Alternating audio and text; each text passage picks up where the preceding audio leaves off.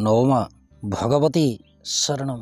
दर्शक बंधु दी जन दर्शिका एवं दी जन दर्शक बंधु प्रश्न रखिंट जहाँकि दीर्घ दिन यही प्रश्नटी मो पाखरे स्थगित अवस्था अच्छी।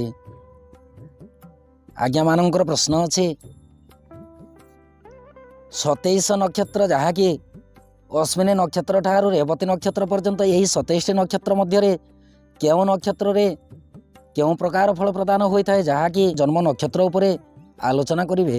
दर्शक बंधु अश्विनी नक्षत्र ठारू रेवती नक्षत्र पर्यंत 27 नक्षत्र से ही 27 नक्षत्र मध्य भिन्न नक्षत्र जहाँकि अभिजित नक्षत्र।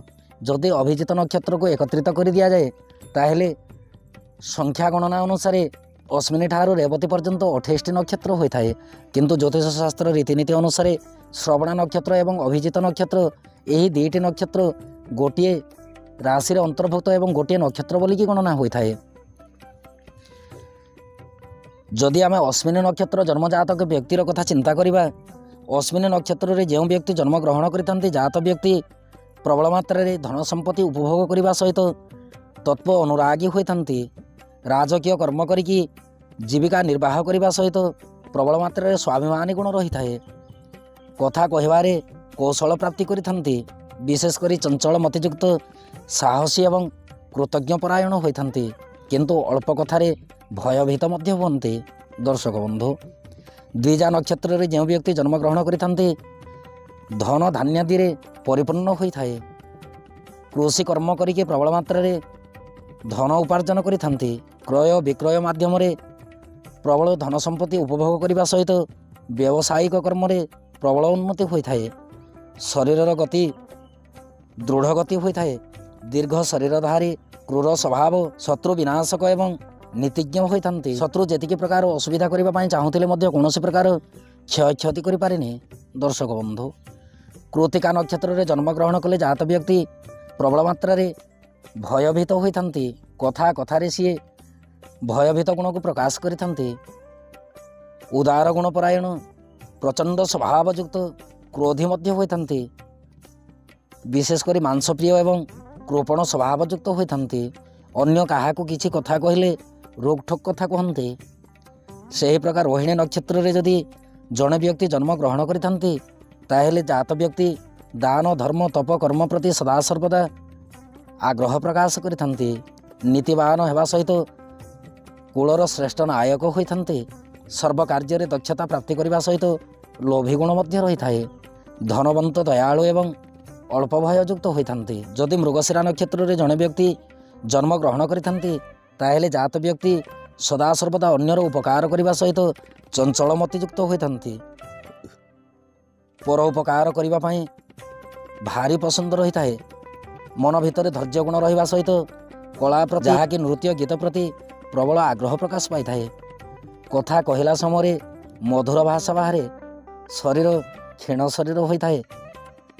कामक स्वभाव होगा सहित लक्ष्मीयुक्त होते। बहु धन व्यय करने सहित सत्कर्म मतिधावन होता है। विशेषकर धर्म अनुष्ठान कर्म प्रबल मात्रा ये धन क्षय करते। जदि जड़े व्यक्ति आर्द्रा नक्षत्र रे जन्म ग्रहण करते ताहेले जात व्यक्ति चंचल स्वभावयुक्त होगा सहित बलवान एवं सदृढ़ शरीरयुक्त होते। प्रसन्न हृदय चंचलमती कामुक स्वभाव कृपण स्वभावयुक्त होगा सहित धन धान्य परिपूर्णता रही है। अल्प कथारे अभिमान गुण जात हुए। साधारण कथारे क्रोध गुण मध्य जन्म नहीं थाए। विशेषकर स्त्री जाति ठारू प्रबल मात्रा साहाय्य सहानुभूति एमाने पाइथान्ति। दर्शक बंधु आर्द्रा नक्षत्र रे जो माने जन्म ग्रहण करथान्ति रमणी प्रिय मध्य होइथान्ति। विशेषकर देखा गले मन मध्य प्रबल धैर्य रहिबा सहित धैर्य सहकारे कर्म मध्य संपादन करती। पुनर्पशु नक्षत्र रे जड़े व्यक्ति जदि जन्म ग्रहण करती ताहेले जात व्यक्ति सत्य निष्ठावंत होगा सहित कर्म दक्षता गुण प्रबल मात्रा देखा जाए था।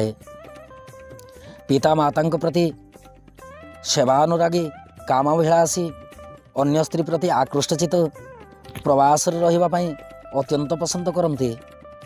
भ्रमणशील जहाँकि यात्रा करने मन मध्य बारंबार आग्रह जात होता है। गोटे देशरू अन्य देश को स्थानांतरित होगापी माने प्रबल आग्रही होते। धर्म कर्म रीतिनीति प्रति प्रबल आग्रह थाए। କୌଶଳ ହସ୍ତଶିଳ୍ପୀ କର୍ମରେ ଏମାନେ ପ୍ରବୀଣତା ପ୍ରାପ୍ତି କରିଥାନ୍ତି, ଯଶସ୍ୱୀ ଏବଂ ଧନବାନ ହୋଇଥାନ୍ତି। ସେହି ପ୍ରକାର ପୁଷ୍ୟା ନକ୍ଷତ୍ରରେ ଯଦି ଜଣେ ବ୍ୟକ୍ତି ଜନ୍ମଗ୍ରହଣ କରନ୍ତି ତାହେଲେ ଜାତ ବ୍ୟକ୍ତି ଧାନାଢ଼୍ୟ ଯୋଗ ସଂଗଠିତ କରିବା ସହିତ କୂଳନାୟକ ହୋଇଥାନ୍ତି। ଅଳ୍ପ ମାତ୍ରାରେ ଲୋଭୀଗୁଣ ରହିଥାଏ, ଅଳ୍ପ ଦାନଶୀଳ ଗୁଣ ମଧ୍ୟ ଥାଏ। ସରଳ ପ୍ରକୃତି ରହିବା ସହିତ ଆଚାର ବ୍ୟବହାର ପ୍ରକୃତି ଆଚରଣ ଅତି ଉତ୍ତମ ରହିଥାଏ। ଦିଅଁ ଦେବତା ଗୁରୁ ବ୍ରାହ୍ମଣ ପିତାମାତାଙ୍କ ପ୍ରତି ଅନାବିଳ ଭକ୍ତିଭାବ ମଧ୍ୟ ରହିଥାଏ। ବଳବାନ ଏବଂ ଶରୀର ଦୃଢ଼ ଶରୀର ହୋଇଥାଏ। ସର୍ବବିଦ୍ୟାରେ ଦକ୍ଷତା ପ୍ରାପ୍ତି କରିଥାନ୍ତି। ଅଶ୍ଳେଷା ନକ୍ଷତ୍ରରେ ଜଣେ ବ୍ୟକ୍ତି ଯଦି ଜନ୍ମଗ୍ରହଣ କରନ୍ତି ତାହେଲେ ଜାତ ବ୍ୟକ୍ତି ମନ ମଧ୍ୟରେ ସଦାସର୍ବଦା କପଟ ଗୁଣ ରଖିଥାନ୍ତି। ଅନ୍ୟକୁ ଉପକାର କରିବା ପାଇଁ ମନ ମଧ୍ୟରେ ଅନାଗ୍ରହ ଜାତ ହୋଇଥାଏ। ଶତ୍ରୁ ଦ୍ୱାରା ପୀଡ଼ିତ ହେବା ସହିତ କ୍ଳାନ୍ତ ଶ୍ରମଶୀଳ ମଧ୍ୟ ହୋଇଥାନ୍ତି। ଅର୍ଥ ଉପାର୍ଜନରେ ଅକ୍ଷମତା ପ୍ରଦର୍ଶନ କରିଥାନ୍ତି। ବିଶେଷ କରି ଅନ୍ୟ ଉପରେ ନିର୍ଭରଶୀଳ ହୋଇକି ଚଳନ୍ତି।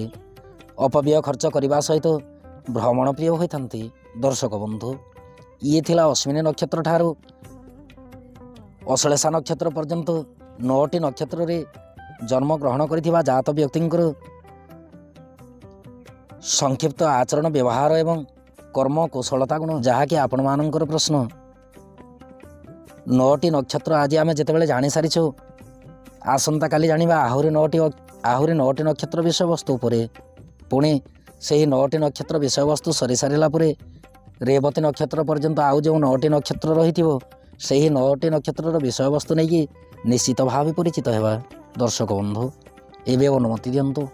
ନବମା ଭଗବତୀ ଶରଣ।